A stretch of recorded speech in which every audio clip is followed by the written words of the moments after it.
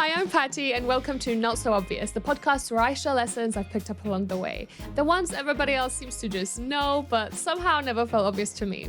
So if you've ever felt like you've missed the memo, you're in the right place. I'm so glad you're here. Let's figure it out together. I'm going to be honest, the pressure of the first episode has been weighing very heavily on my shoulders. I've been wanting to make a podcast now for around 2 years, but I've kept on coming up with excuses as to why I couldn't, from not having the right equipment to, there already being so many podcasts out there and me not being clever enough. All very stereotypical examples that essentially boil down to me feeling like I wasn't good enough, which is precisely why I thought it was a good idea to start off today's podcast talking about your willingness to fail. And for full transparency, I do have a bit of a script on my laptop over here for this episode because I know myself and I know I will just blab on. So hopefully having a little bit of an outline will help keep us on track today. But let's get into it. As children, failure is built into our lives. We're constantly trying new things, from climbing trees, falling off bikes, learning new instruments. Curiosity pushes us forward, and messing up is just part of the routine. But as we grow up, that spark dims, and we tell ourselves, if I was meant to be good at this, I'd already be good at it. But the real question is, have you actually put in the time? Because research suggests it takes around 10,000 focused hours in order to master something. And I feel like the vast majority of the time, we don't even scratch the surface of that. You see, my whole life, I thought that people were just born with certain talents, that athletic people had some specific gene that made exercising easy for them, that public speaking only came easily to extroverts. It was an easy way to take the blame off of myself, but I realized that the blame was never on the cards I've been dealt. It was on me for never bothering to pick up the cards in the first place and learning to play the game. Let me give you an example. I used to tell everybody I was as weak as a hamster. I couldn't even do half a push-up, just to give you like an overview, which, half a push-up is like the one on your knees that everybody is supposed to know how to do. Yeah, I didn't know how to do it.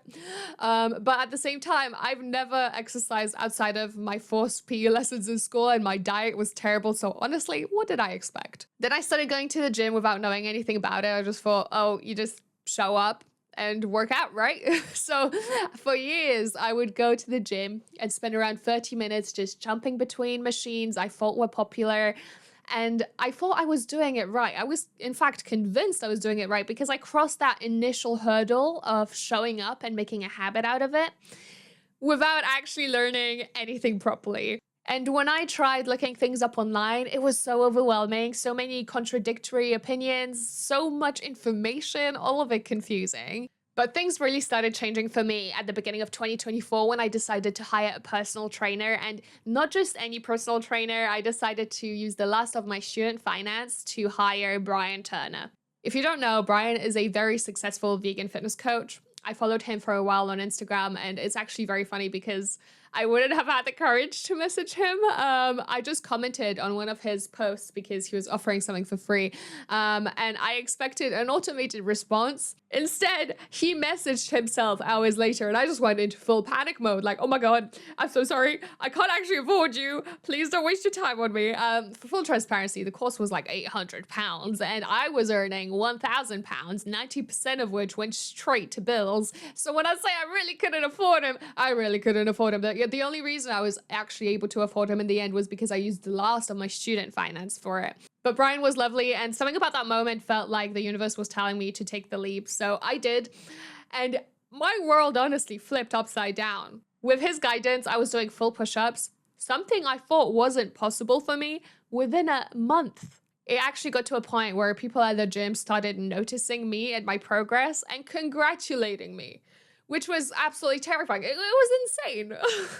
I hope this short story helps to illustrate my point. You really do need to put your ego aside and be willing to fail, be willing to look stupid in order to grow. Sometimes it really does just take one step in the right direction to change everything. And I find that usually I know exactly what I need to do. I'm just too scared to do it. And I like to use the analogy of donkey from Shrek in this. Hear me out, it works, I swear. The bridge is the most direct path forward. but it's narrow, it's shaky. It kind of looks like I'm going to die if I step on it, so I don't want to be getting on that bridge, okay? And what I end up doing is I convince myself there must be another way. So I take these longer, safer routes around, convincing myself I'm still moving forward. In reality, those paths only drain me. They never take me to where I want to go. And eventually, each time I come to this realization that there is no other way around the bridge. No shortcut, no detour, no safer alternative that still gets me to the other side. If I want to be getting to the tower, I need to cross the bridge. And usually it takes a shove from the universe, okay? Literally like Shrek shoving Donkey onto that bridge. I need a little bit of a push and I resist, okay? I am terrified at first. I'm certain I'm about to fall, but then I'm moving. And once I'm actually on it, it's not nearly as bad as I imagined. In fact, before I know it, I've crossed the bridge. And every time I'm reminded that the beginning is only so scary because it's unfamiliar, not because it's impossible. It has never been obvious to me that failure is not only a necessary part of the process to success, but that it's also a good thing and that it protects you from things that aren't meant for you. This is such a hard pill to swallow, but I have come to truly wholeheartedly believe that what is meant for you will find you, that everything happens for a reason. Each time in my life where I haven't gotten what I thought I wanted at the time, it is only later that I've come to realize how much of a blessing it is that I didn't get it. You may already know this about me, but I have a degree in illustration. I studied at a university because my art teacher told me I was an illustrator, and it felt like this magical, life-changing moment. Like, yes, finally, someone told me who I was meant to be. Somebody told me my purpose in life. Yeah, I didn't even know what illustration was when I started my course. I just knew I wanted to go to university because coming from a poor immigrant background, it felt like the right thing to do to make my family proud. I wanted to be the first person in my family to get a degree. But I also knew I couldn't do clever things like maths or science because my brain simply didn't work like that. So it felt like by taking an art-related degree, I was still staying true to myself. Now, the irony of this does not escape me. Illustration is a very hard industry to get into, but somehow I viewed that as more realistic than filmmaking, podcasting, or even just like content creation in general, which was incredibly naive of me.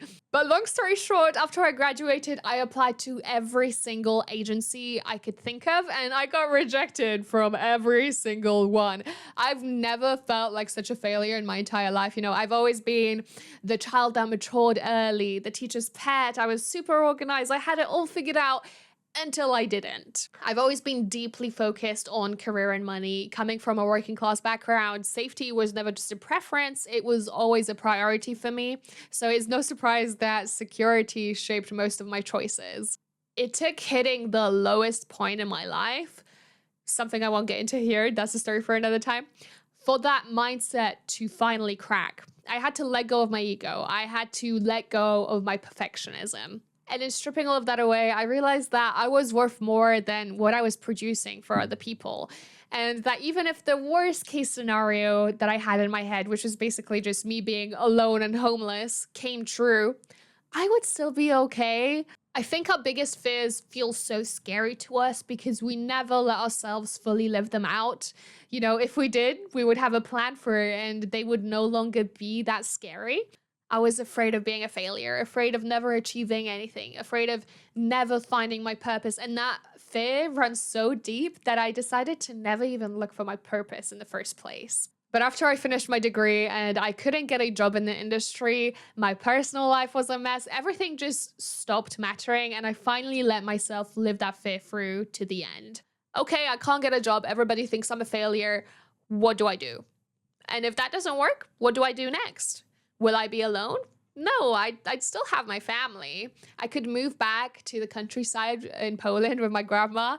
And sure, I'd have to rebuild a life in a place that no longer feels familiar, but I would be okay. It wouldn't be the end of the world. And even if that fell through, I have friends that could take care of me until I go back on my feet. There's always a way out. I know it's incredibly stereotypical to say, but when you hit rock bottom, you realize something so simple and undeniable. The only way is up.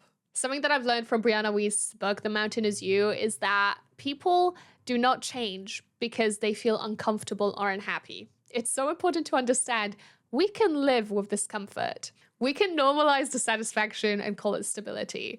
People only change when they can no longer pretend that the situation is benefiting them in any way. When the story they've been telling themselves collapses under the weight of the truth. When staying becomes more painful than leaving. When the familiar stops feeling safe and starts feeling like self-betrayal. That is the moment change begins.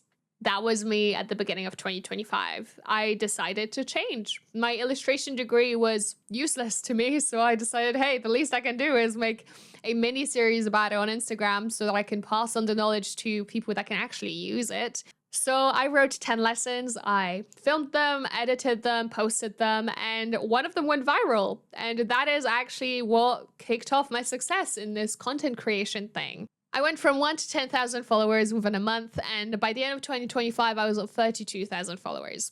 Now, this might sound like an overnight success to some of you, but I need you to realize how incredibly wrong that is. I have been making content online for 9 years. I started a YouTube channel when I was 13, and between the ages of 13 and 18, I was posting weekly content. So that is over 250 YouTube videos. And that's just on YouTube, which, by the way, they're all on private now. Maybe I'll make them public someday, but that day is not today. But I also had so many more posts on Instagram, all of which have now been deleted. Success might look like luck, but there is so much more beyond the surface that has led to this exact moment. As the famous quote goes, "Don't call me lucky if I've failed more times than you've tried." You need to start seeing failure as a stepping stone to success. There is no one without the other. Think of failure as an experiment that's bringing you closer to your goal. Examine it for what it has taught you, even if it's simply that you're not ready yet. Figure out why that is. And I know it's so much easier said than done, but please don't compare yourself to anybody else. Everybody is on their own journey. There is no such thing as a perfect timeline. You're not behind in life. But if you are feeling envious of someone, whether it's because they're getting engaged or they're buying a house or their life just looks flawless, I think it's very important that you get curious about that emotion. I don't think it should be shameful whatsoever. I think it's a very great way to figure out what you actually want from life, you know, your ambitions, your goals, the traits you wish to develop, or simply the dreams that you have been suppressing. I think it's also incredibly important to allow yourself to dream big and actually believe that you are capable of achieving anything you set your mind to. But don't worry if you don't believe that just yet, because it is quite a steep learning curve.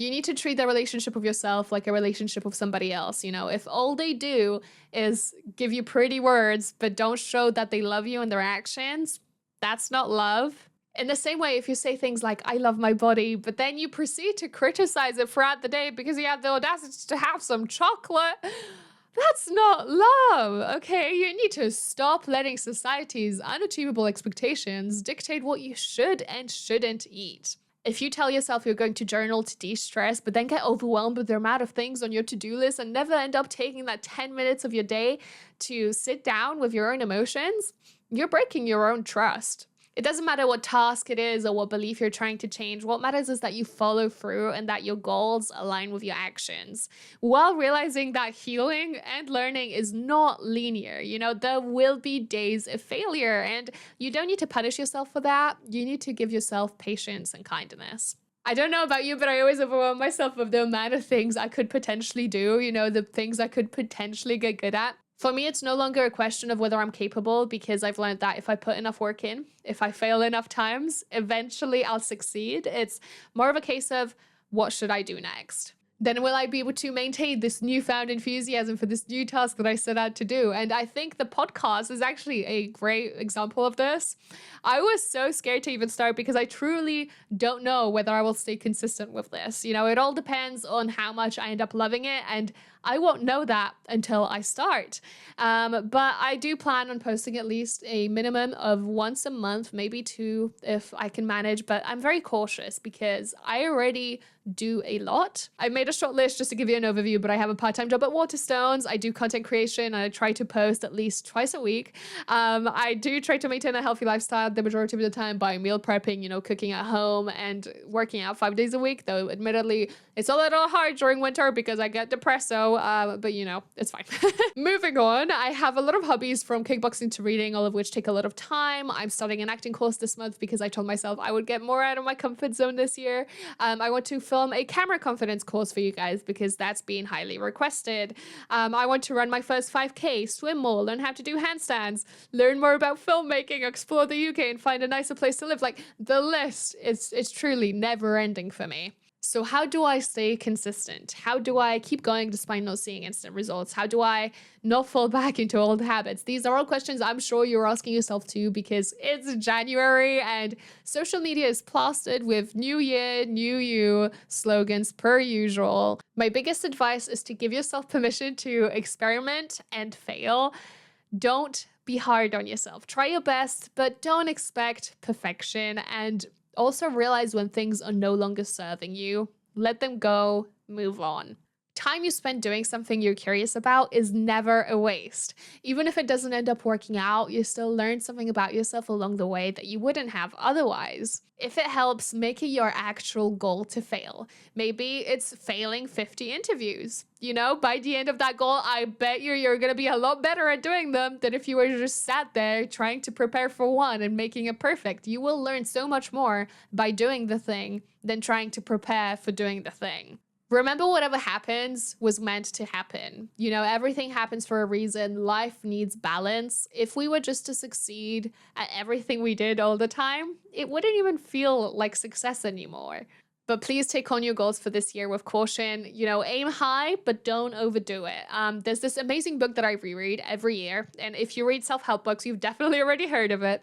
But it's called Atomic Habits by James Clear. And if you're going to read one book this year, I highly recommend you make it this one. It's honestly life-changing. It talks about how success is the product of daily habits, not once-in-a-lifetime transformations. A lot of the time, we don't know what we want from life because we haven't actually taken the time to visualize what success looks like for us and how we would get there. This book makes it feel a lot more actionable. You don't need to be making drastic changes to your life. In fact, a lot of the time when you do that, you won't end up sticking to them. So it's a lot better to just focus on achieving smaller goals and just building small habits on top of each other as time progresses. He also talks about how the most effective way to change your habits isn't just focusing on what you want to achieve, but who you want to become. Because your identity emerges from your habits, and every action is a vote for the type of person you wish to become. So for example, if I want to run 5K, I'm a runner. If I want to draw more, I'm an artist. If I want to read more, I'm a reader, and so on. It's also incredibly useful to investigate the things you already believe about yourself. So for example, I'm not a morning person, I'm not organized. The reason you believe these things is because over the years you've built up evidence for yourself that these things are true. So if you want to change them, you need to start proving to yourself otherwise with your actions. James Clear also just released a Atomic Habits workbook, which I'm very excited to start. So I'll let you know how I get on with that. But I think this is a pretty good time to end the episode because I know I have a terrible habit of going off topic, especially in something like personal development. I think so much of it just overlaps. But I hope I did manage to stay somewhat on topic today. I hope you've learned something, or in the very least felt comfort in knowing that it's okay to fail. Just in case, like me, nobody has told you, it is in fact necessary to fail in order to get good at anything in life. Failure and success are two sides of the same coin. Failure does not need to be feared. It needs to be understood, learned from, and used as a stepping stone towards success and growth. If you've listened till the end, I just want you to know how truly humbled I am. I'm so grateful that you considered me worth listening to. And hopefully I'll see you in episode 2. I don't know what episode 2 will be about yet. I think the plan for this podcast is more to just explore ideas and topics that currently interest me, which will obviously vary from month to month depending on what media I consume, what life throws at me. But either way, I hope that we can continue to learn and improve together. I can't wait to improve at this podcasting thing because the amount of filler words I used today, The amount of times I've said, I can already tell editing Patty's gonna have a blast editing this. But if there's anything specific you'd like me to cover in any of the future episodes, just let me know. And again, thank you so, so much for listening. And I'll see you in whatever I make next. Oh boy.